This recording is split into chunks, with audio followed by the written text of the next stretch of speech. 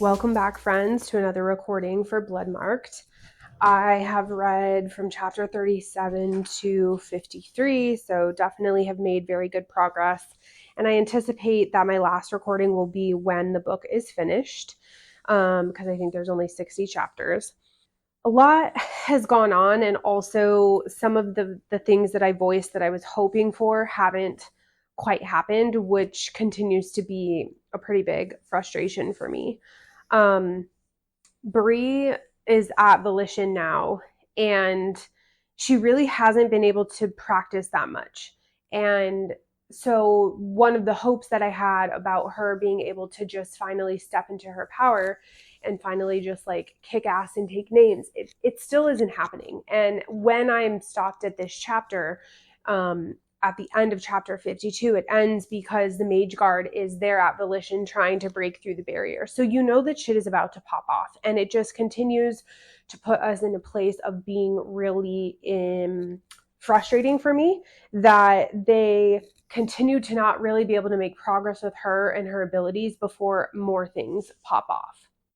That will really forever be a big sticking point for me, is just wondering why she hasn't been allowed as a character to have that time to just really hone what she needs to hone.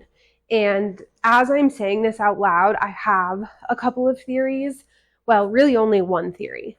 I've said that they're going to get Nicholas back, but obviously that's not going to be the end of the story. We have another book coming, and so some pretty serious stuff is going to continue. And I think that before they can really make progress with the order, it's either going to be that they get Nick back and it's Cell, her, and Nick and everybody else together, or they don't have Cell anymore and something continues to go down with him now being separated from them as a group. Because you start out this story with her and Nicholas together, and she's introduced to the order, and they're like this pair and obviously start to have feelings for each other, but Cell is there and Cell's around, and it's all three of them. But then a lot of the development that you're seeing, fairly early on, in my opinion, is her and Cell together. And just them. And he even alludes in the book, like, Nicholas will understand because of everything that we've been through. Like, he'll understand why we're close. Even if he doesn't mean that in a romantic way, I think it's like he'll understand what is driving us to be together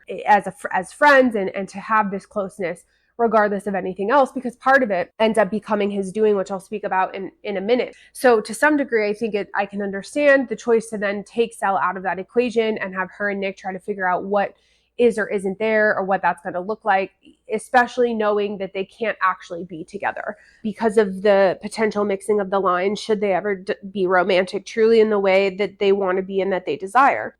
But I say all of this because my theory really hinges on the fact that I think that Bree, knowing that I'm as far as I am into the book now, sure, in the last 7 chapters of this book, some things could pop off where she just suddenly gets control, still in the heat of the moment of fighting versus training, which I think would feel a little far-fetched because she's had this opportunity to kind of train and hone her skills, and it hasn't seemingly worked out for her. So it would be frustrating a little bit for it to just suddenly control to come when she's in these situations. But there could be this ultimate driving force that she ends up gaining control for, which is that if Cell is captured again or is separate from them or needs some type of rescuing. Whereas even though Nick was gone and she wanted to help him and wanted to save him, she'll realize that it wasn't enough for her to be motivated with him being where he was. But Cell is going to be that motivator. So that certainly could happen, but it will continue to be a frustration for me if she doesn't actually have this time or this moment where by her own choosing and her own effort, she gains control. If it just comes for some reason, I don't know that I'll necessarily be satisfied with that, but I'm all for eating my words. So we'll, if I'm wrong, I'm wrong. So let's just see what happens. What I really want to touch on in this period of time is that her and Cell have a couple of different interactions and a couple of different conversations. I had mentioned that when they first have their conversation after he ended up she realized he was mesmering her, that I didn't want it to be this conversation where they danced around things. I wanted it to be a very pointed conversation. I think that it was, but it wasn't about their feelings for each other. It was about Cell talking about the way that he felt about certain things, of how he felt like he had already started descending into this demon part of him taking over back when he wanted to kill Bree, even when he thought Bree was a viable threat, and like how he feels about that now and what it was like for him. And like he paints this picture for her of what his experience has been and how that affected Nick and what that had been leading into his like relationship towards her, how he realized that she was the so far opposite of what he thought, and more amazing than he ever could have imagined. And so they don't go far into the feeling piece of it, but he wasn't pussyfooting around. He was vulnerable and honest about like, this is more than just about my feelings for you. So I think that conversation was good. There's another point though where they end up having a little bit of a conversation about their feelings for each other. And I do remember getting frustrated by it because I was like, this is exactly what I didn't want. It's like they're dancing around some shit. She's trying to read between the lines or make assumptions about what he means or whatever. And like, it's this fun and cheeky moment and it makes you giddy and it builds towards this relationship that they have. But it's still frustrating because I'm like, why doesn't he just freaking say what it is that he wants to say? You know, why don't they just get it out? But what ends up happening is throughout this time that they're together at Volition, they have a couple of other moments. And this leads into a really great point that I just got done reading because it's in chapter 52. It's her birthday. He ends up saying he has a birthday surprise for her and a present for her, and he wants to show her, and they have to go outside of the barrier and whatever. Like she ends up having to cover her eyes and they have to walk a little bit further. And so they're talking as they're walking with her eyes covered for the surprise. And she's just asking him certain questions, right? About, she has a reason for asking about him calling her a Cariad and what that means. But it opens this conversation about her being like, I know that you had feelings for Nick. And so like, do you still? And as I'm saying it sounds very out of place, but there was an appropriate lead into that because she was like, you know, do you miss him? And, you know, he's just clarifying for her like, yes, but it's more of like this than this and whatever. And so she leads into that. And he very much talks about like, my desire for him wasn't healthy. It was like this, it was this adoration, it was this respect, but it was toxic. Like you forget that he at one point had feelings for Nick. You forget that Cell is just this being really. Like, yes, he's part human, but that he's a complicated character. And so there was a minute where they were talking where I was like, whoa, I got like a completely different vibe where I was like, is he saying, and as she's asking these questions, that he's not capable of like having a relationship or caring for more? And I was like, is this going to go in a direction I never even thought that it was going to go in? But the ultimate thing that she's asking is, what did you mean by calling me Cariad? And he was like, I know that you know what it means, and tell me what you think it means. And they have this very like intimate moment where he's like kissing her hand and kissing her cheek as she's mentioning all these words about what it means, and like being devoted to somebody and beloved and like loving them. And he was like, yes, it means all of that, but I feel that you already knew that. And she was like, I did, but I just wanted to confirm. And like he was like, if you can't trust me now, which I understand why you couldn't because of the Mesmer situation, I at least am glad that you understand how I felt about you before and that you know that that was true. Because although I still feel that way, I get that maybe you're having a hard time with that, right? And like he's just being really again, they're finally talking and he's being vulnerable, and she's like, well, like I want what I want basically. And my jaw dropped, but she finally she kisses him. She's the one who grabs his neck and reaches up and kisses him. And they just they have this moment, and now they're like flirtatious and cutesy, and you realize that the tide has changed between them, right? They have finally had this moment where they've been physical and they know where each other stands and they know where these feelings are. And she knows that he deeply cares for her and basically loves her as a person because of everything that she's capable of, and how he can't stay away from her and how complicated it all just is. It's just been this relationship. And that is great to finally see. And I'll get to the point of where we leave off, which is this kind of cliffhanger with where I am at particularly, but I want to backtrack for a second. The frustration that I mentioned earlier about her ability, when she first goes to have this like training moment, they create this circle for her so she can call her ancestors. And it's obviously this whole thing with all of her mage flame.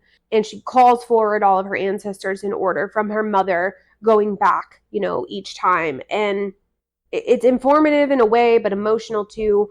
And, you know, Lou and the ladies that are there are like, damn, they see the power that she's capable of. But what ends up being frustrating coming out of that is she doesn't get control of it. She's not actually trained, I guess is my point. There's even another point a few chapters later where she's out there with William and Cell, like they're talking about how to call ether, and like she doesn't actually even end up really doing anything with it. Like she watches Cell do it and they're like talking about it and Alice is asking questions, but like she can get some of the Arthur's armor called to her and it's just these little cuffs. She's like, but they burn too bright.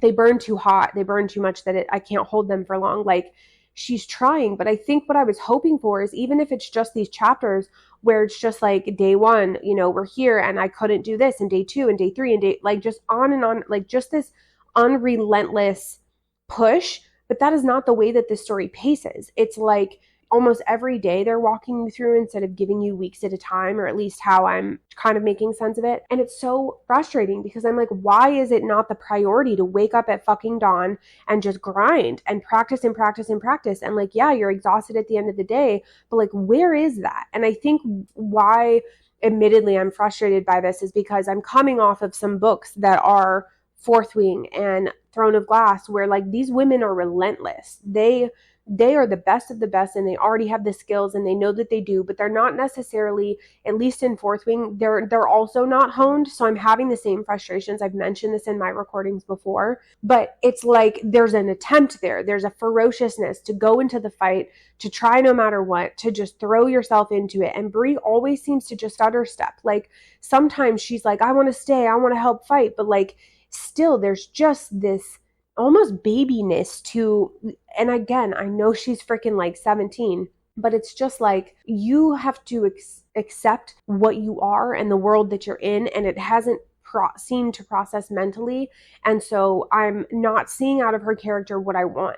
I feel like by now she's been through enough, and enough has happened with the people that she's lost and with Nick still being gone and all this shit, that she should just be so relentless in her pursuit, and she's not. And it's driving me nuts because I don't understand. So all of that to say, they're kind of living this like we can take a breath moment, and they're getting proper food and they're getting proper rest, but she isn't out there at the crack of dawn just grinding. And I will obviously see what happens and where the author takes this, but I don't understand. And so now we're at a place where they get back from this birthday surprise. Fast forward again to the end of chapter 52, and Cell is like, wait a second. And before they step back into the protection of Volition, he's like, the Mage Guard is here. And like they see them and they're trying to take down the thing. So some shit is going to pop off. They clearly have been found. They know where Volition specifically is. Like stuff is about to get really swirly. And so I think I'm just going to take a beat before I dive into that, because I know those 7 chapters are going to come away really, really fast.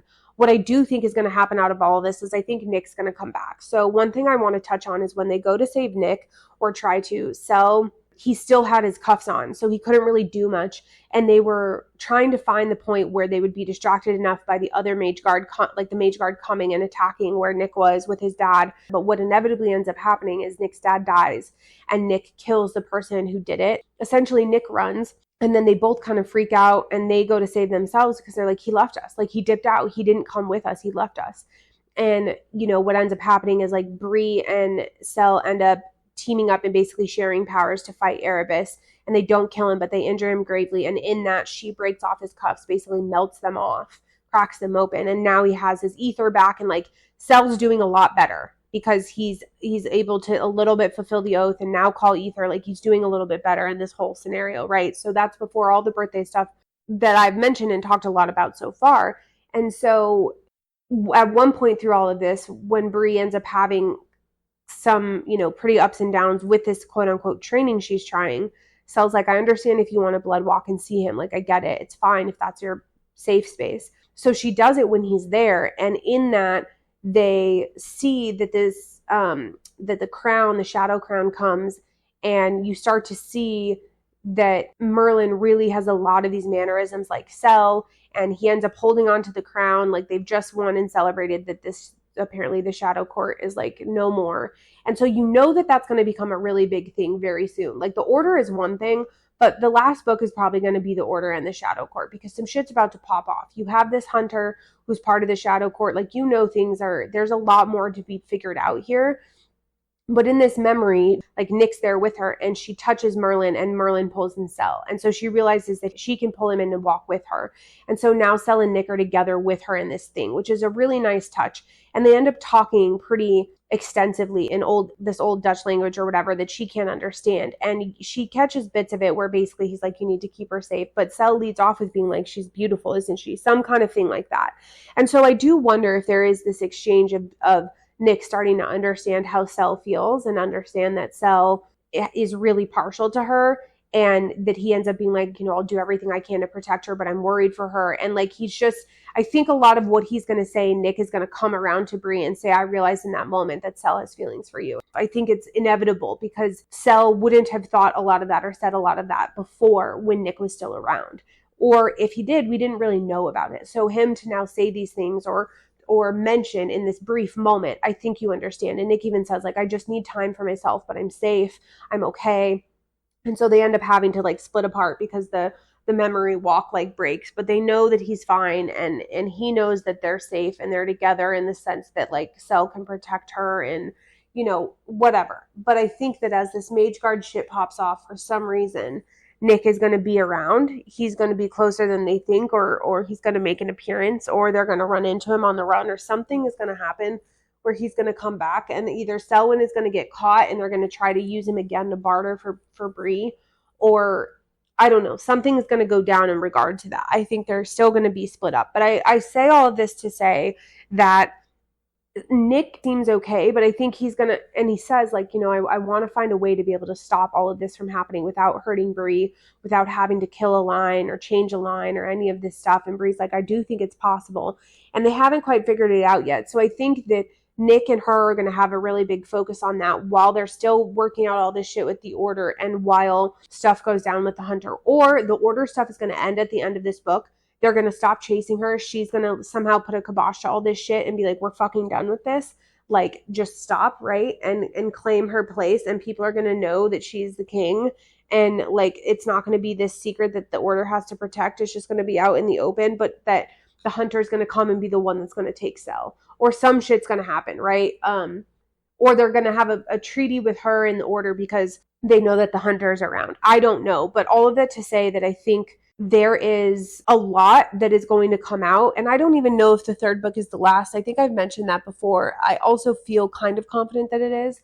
But I say all this to say that I think that there's a lot that's going to come out. And what I hope is what I'll say very similarly to what I've said before.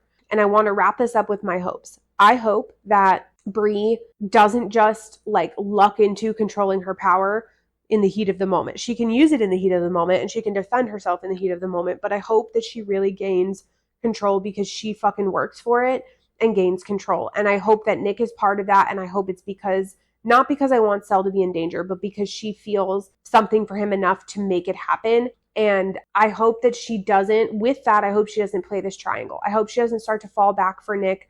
I hope that you don't have this constant tug of war. I really hope that it goes quickly into this place of her and Nick feeling like this is a little bit, awkward. Like the feelings are there, but we know that Cell's not here. And, with everything that's going on and we know that we can't be together, it's better that you're with anybody else anyway, even if it's him. Like, I kind of hope that Nick draws that line and that their focus is just on him. I hope that, again, she can train and that she has another safe place to just fucking crush and actually step into that.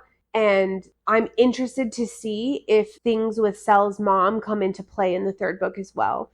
If she is playing a part with this Hunter, even in a way that wouldn't be positive, which I don't think, or if she has been as a way to try to take him down. But I hope that she appears. I hope that she comes into play because it feels like it's a door that's not open because Bree's mom is dead. That Nick's mom is dead.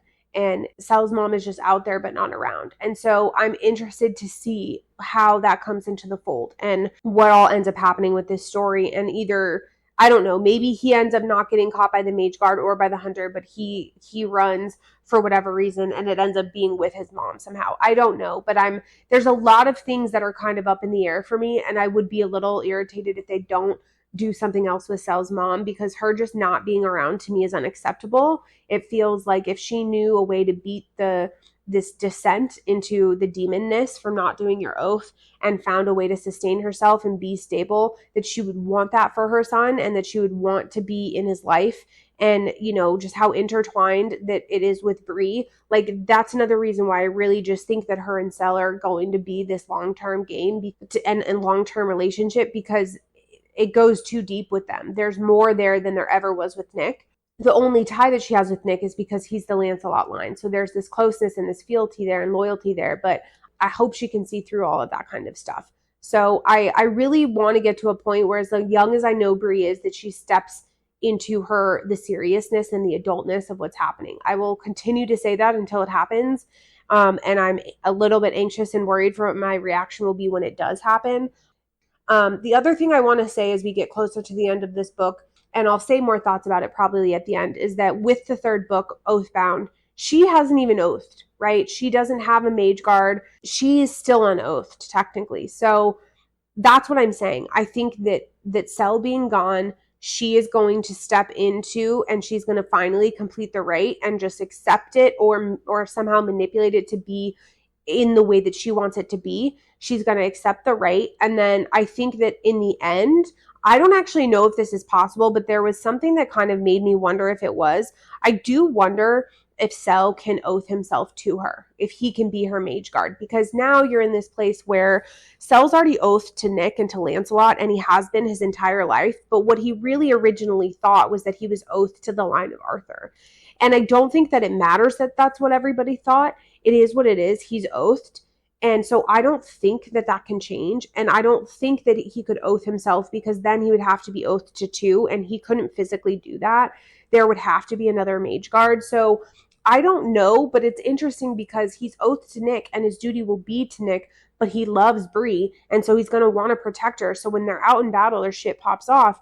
So I do wonder if Lark is going to come back, and if there's going to be a way where they find this cohesion between the four of them, of Lark really being the one who oaths to her, and they get back to building that trust. So that's what I'm saying. I hope that they get back to this place where, like, Nick is with her, they're on the run, they get back with Samira and all of them, and that Lark is finally there, that they can train. She takes the right, that Lark oaths to her, and that they're just full force ahead to go save Cell and to, like, deal with this shadow court shit. And somewhere along the way in all of that, it's going to end up changing a lot with the round table and with the order.